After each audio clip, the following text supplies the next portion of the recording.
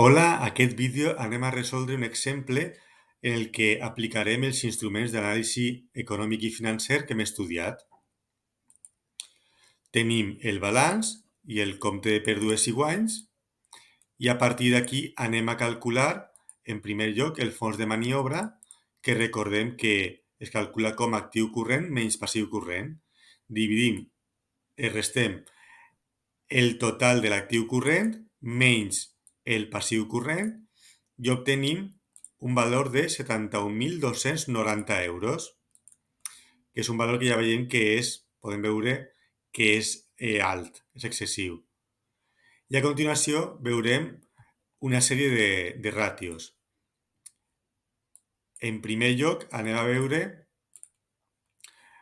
la ràtio actiu no corrent, que ens posarà en relació l'actiu no corrent i l'actiu. Dividirem el total de l'actiu no corrent i el total de l'actiu i tindrem un valor de 0,22. Vol dir que el 22% de l'actiu és actiu no corrent.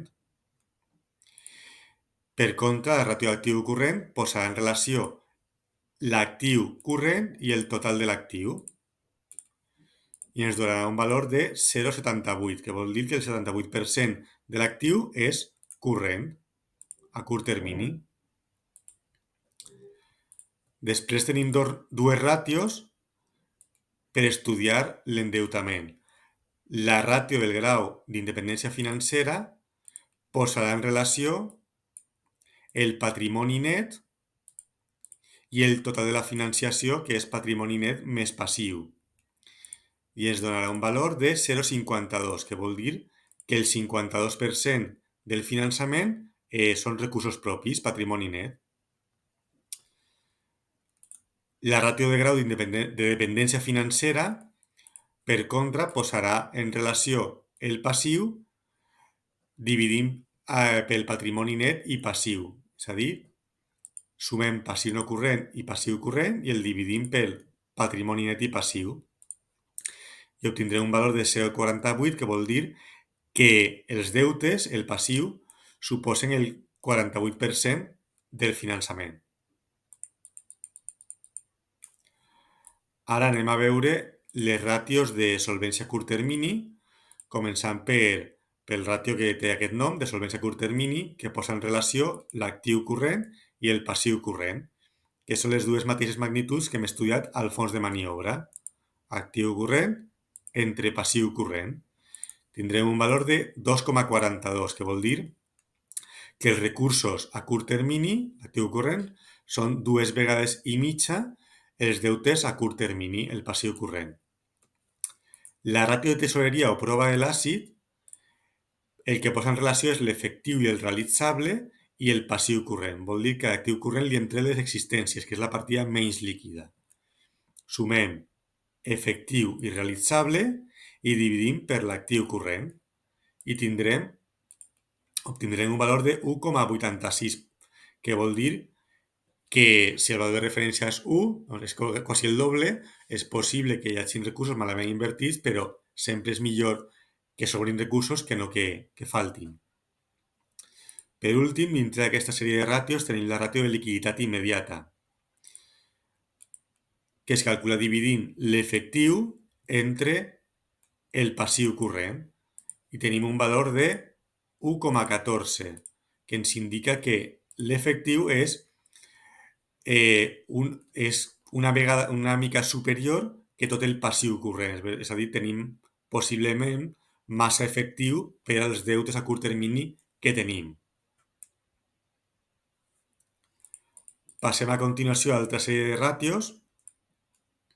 Tenim la ràtio de solvència total o ràtio de garantia o de distància a la fallida, que es calcula dividint el total de l'actiu pel total del passiu, és a dir, la suma del passiu no corrent i passiu corrent. I ens dona un valor de 2,06, que és un valor correcte. Vol dir que l'actiu és el doble que el passiu, que els deutes. Està lluny de la fallida. Per últim, tenim altres 3 ràtios d'endeutament que es calculen de manera diferent, però tenen una lectura similar. La ràtio d'endeutament total es calcula com el passiu, tant no corrent com corrent, dividint entre el patrimoni net. I ens dona un valor de 0,94, que vol dir que les deutes són aproximadament del mateix import que els recursos propis, que el patrimoni net. La ràtio d'endeutament a llarg termini es calcula dividint el passiu no corrent pel patrimoni net. Passiu no corrent entre patrimoni net i ens dona un valor de 0,31. Vol dir que els deutes a llarg termini són el 30% que els recursos propis.